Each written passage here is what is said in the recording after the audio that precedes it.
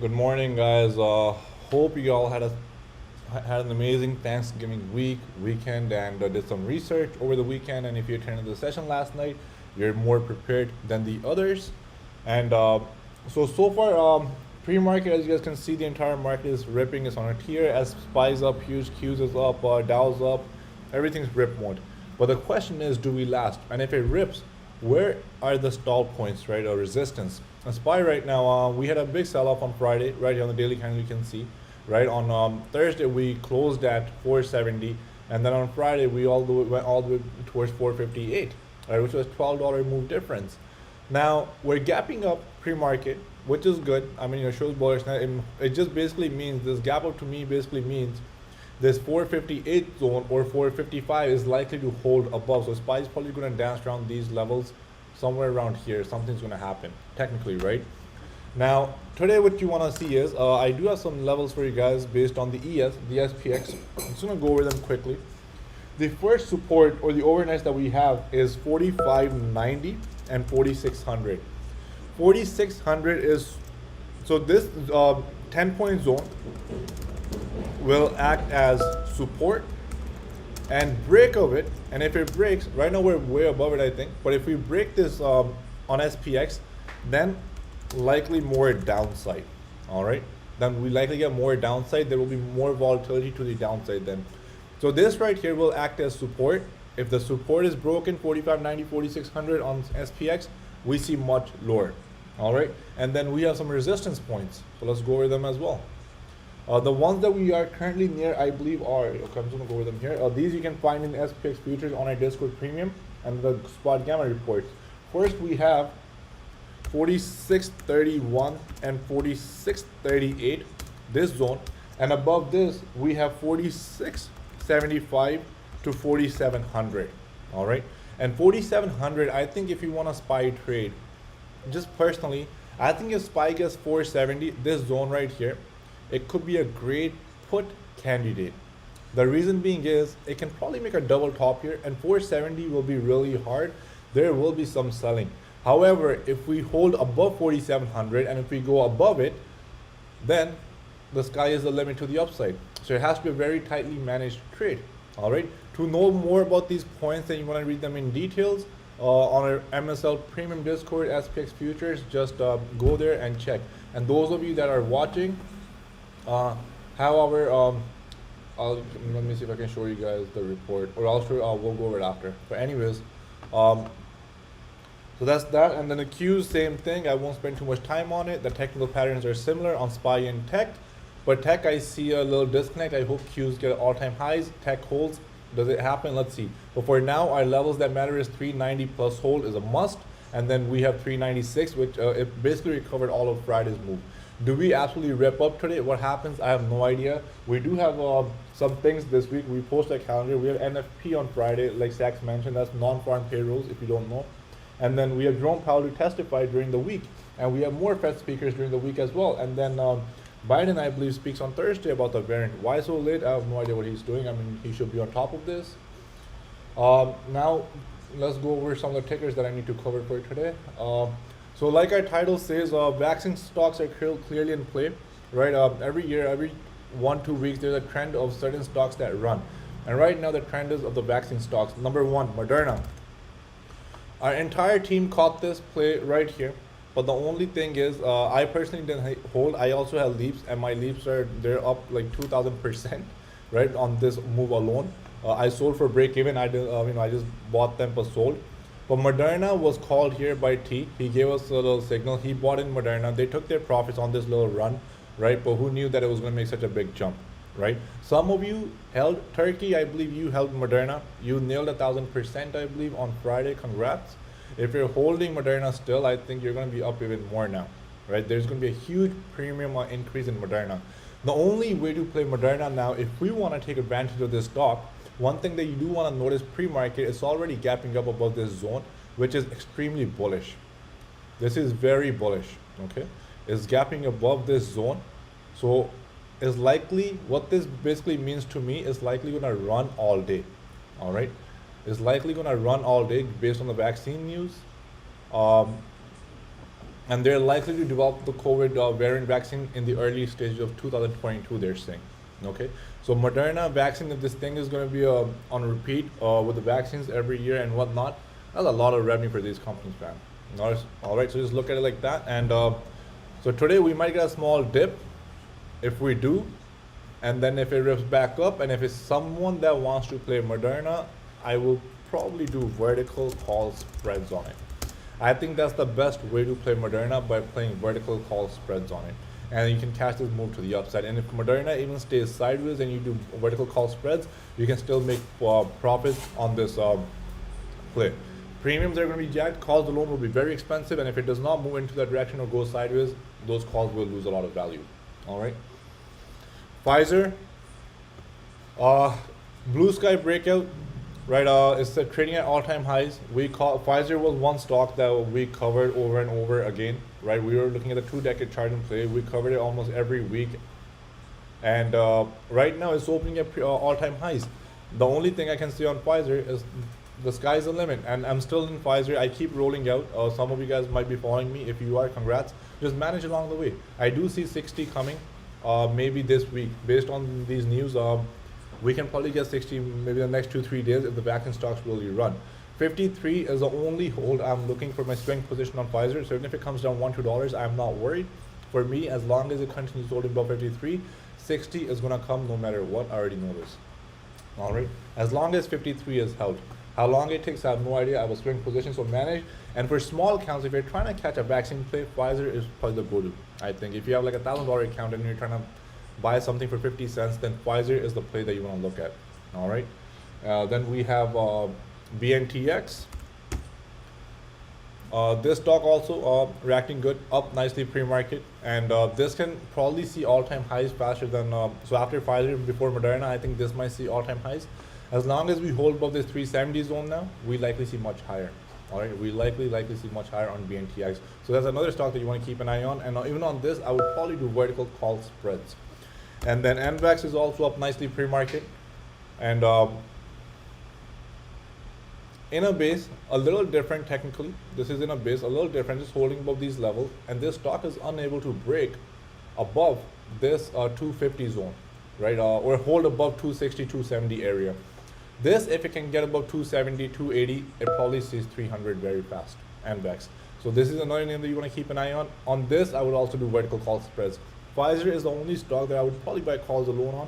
BNTX, NVDA, and Moderna are the plays that I would probably do spreads on them. The reason being, because the premium on calls will be huge. Unless you have a big count, then yes, you can do calls alone and take advantage of the movement. Another stock that you want to keep an eye on is J&J. I think they had news today, which I read. This stock hasn't been moving, but they're also trying to develop the vaccine for the Omicron variant. Keep an eye on Johnson & Johnson. The only number that matters here for me is right here, 165 hold above. So I wouldn't even enter now, but unless you do a lot of research in it, you can probably get an early entry. But 165 is a must hold, and you can probably play this towards all-time highs. All right. So J&J, guys, keep an eye on it. This stock hasn't ran, but they are coming with some news for the vaccine. Do some extra research on it, and then you'll be more confident with your entry. But for me, 165 technically, but you can probably catch a dip and catch these gap ups if they do happen, right? If you want to catch a move, all right, it might happen. So look into J&J also. And tech, we had Black Friday. Numbers were not too great. They're down from the pre-pandemic levels, the growth numbers. And Cyber Monday for today, let's see what numbers we come up with. But the traffic was down overall, so not any exciting news on Black Friday or anything like that yet, right? Some companies do have their record numbers, but again, it's not too exciting because the year-over-year percentage growth also matters. But Cyber Monday today, do we run? What happens? Let's see. So first, here we have Amazon. Amazon, we went over this in details last night, but I'll just very quickly go over it. 3620 is the first trigger that we need, right? 3680 is next, and then 3700. Above this, 3725, 3760, 3765, 3775. If you want a confirmed trade on Amazon, confirmed meaning likely chances of working, of course it can fail, right? Nothing's guaranteed in the stock market, but put your alerts for 3760, watch at 3765. If it takes out 3775, it likely runs towards 3,900 and 4,000. That's a 200-point move. Even if you catch a 50-point move on this run, you can probably double your options. But patience is must. If you're going to try playing this chop, make sure you have a big account and make sure you can handle the volatility up and down swings on your account with Amazon. All right. The best way to play Amazon again, high priced, likely vertical call spreads. Shopify, same thing. On technical basis, if I just go over it, I basically see a retest happening of a breakout. The question is, does it hold this breakout retest, right? Does it hold? As long as, right, it gave up gains. For me to play Shopify, 1650 is must. I would wait for 1650. As long as we can go and stay above 1650, we likely go test all-time highs, which is 1750, which is a 100-point move. Above that, we have 1800 and 2000. And they did beat their records on Black Friday. Yes, some positive news. So let's see how the market reacts to it. Do tech stocks run, basically? That's all I want to see, right? And if we do take out this 1650 and we hold it, we're probably going to get a big move on Shopify in the coming weeks and months. And remember one thing, tomorrow is Tuesday, month-end action, which we went over last night. Just keep an eye on that.